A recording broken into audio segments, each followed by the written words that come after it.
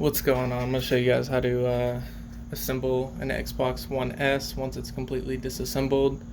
On this one I had to replace the HDMI port, so now I just need to put it back together, and I figured why not bring you guys along with that.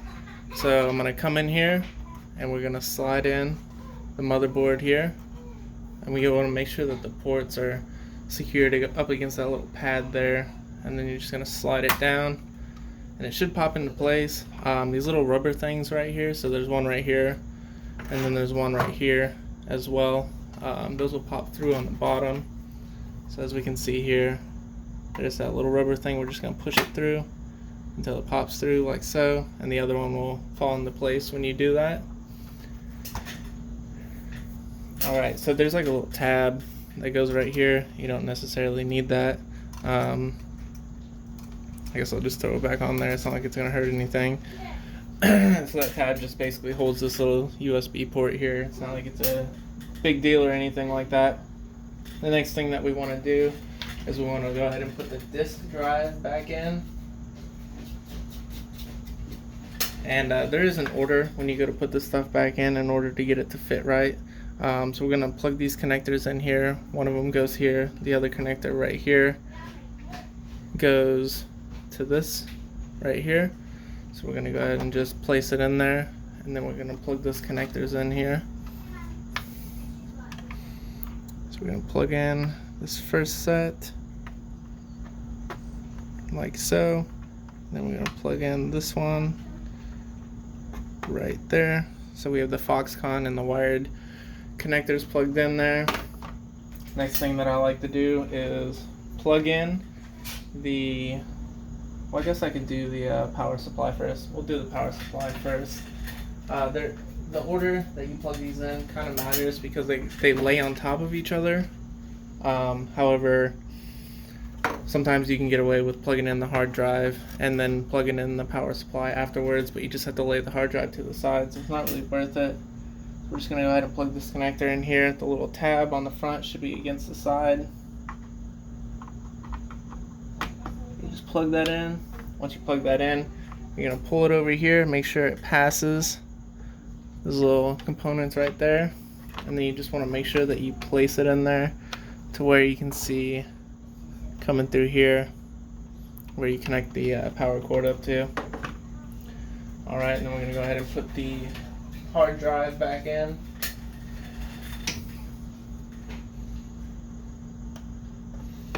So there's two connections on this. There's a wired one and then the Foxconn connector again. And then we're just going to go ahead and lay that in there, and that should kind of fall into place there. And up front there's a little goal post here. I'll move this over. So there's this goal post that clips in right here. Here, this thing's kind of dusty. We're just going to dust this off. And you want to make sure that these little tabs here are down when you go to put it in, because it's going to secure it in the motherboard properly. And you want to put this back in, or else it's going to be very hard to get the long screws back in when you go to screw it together. You don't necessarily have to put this back in, but it's really helpful.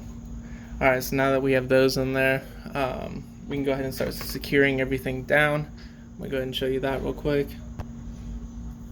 Alright, so what we're going to do is we're going to hang on to everything, right, like this, and we're just going to flip it over, and you want to keep pressure on it.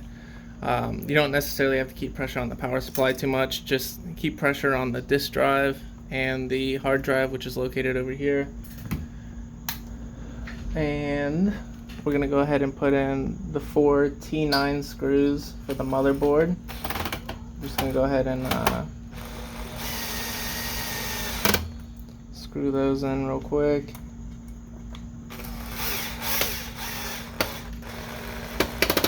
My bit is a little bad. I'm not stripping the screws, it's just my bit, so it's rounded off from unscrewing and screwing stuff back in so much.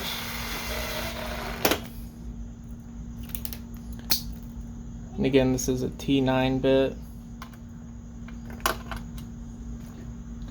Trying to do this with one hand is pretty difficult to show you guys, but alright, so now that we have those in to secure the motherboard down, we're going to go ahead and throw our T10 bit on here.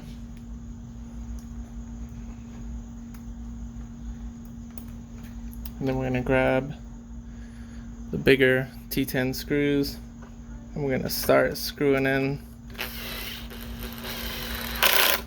everything on the bottom here.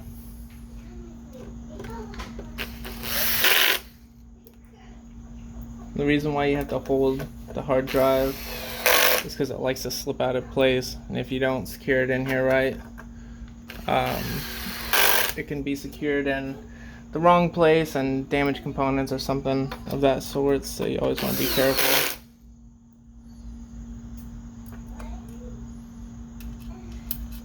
And to find the ones that you need the little screws for, you can see the little plastic inserts on the bottom here. Where the long screws go, it's the holes are just completely empty. There's no plastic part that you can see in there, so it makes it pretty simple for you to figure it out. Alright, so now that we have all that secured on there, we need to throw the Wi-Fi card back on, and it just clips in here like so. And then we just need to screw that in. That's also going to be the T9. And we need to screw in the power button and this little guy right here, and that just clips in there just like the other one does. So we need to switch our bit and go back to the T9 bit and start screwing these in. So there's going to be 4 of them.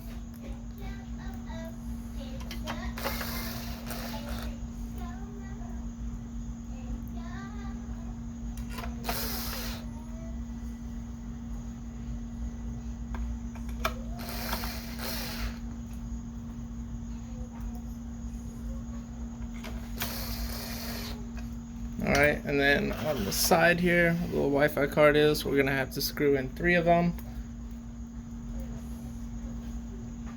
You just want to make sure that when you do this, you don't go crazy with it and try to speed through, because if you do that, the screw can actually grab onto the card and twist it, and if it does that, it can break the connection right here. You don't want to do that. I need to find the other screw real quick. Alright, we got that last screw here. Alright, now that we have that on there, that's pretty much the whole Xbox right there. So now all we need to do is put the aluminum cover back on top of it here. I'm gonna go ahead and dust this off real quick. Alright, now that I got that dusted off, we can go ahead and put that back in there, and it just slides right on top of here. There's like a little foam pad right here that you just gotta kind of like move out of the way, like squish it towards you, and then just push down, and it'll sit in there nice and easy. Now all we need to do is flip it over, and we're gonna slide it back into the plastics. I'll show you that here in a second after I dust that off.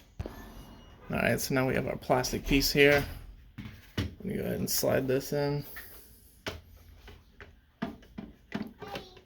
You just want to make sure that it sits in there right. Once it does that, you just need to come to the back here and pull out on the sides. Here, let's move this over. Pull out on the sides, and then just push this top part in. It'll sit in there nice. And now we just need to screw it down with the big screws.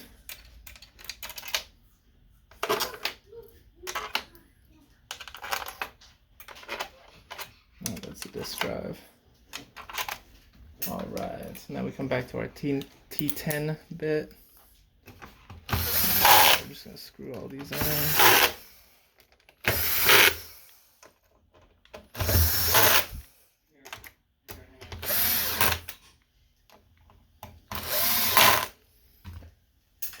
And then we just need to pop on the bottom cover here. You just want to make sure that the button right here is faced on the same side as the Xbox logo. And you're just going to put that on there. Make sure it's not pushing on the USB port there. And then you're just going to push down until it clips in. And that is how you assemble an Xbox One S.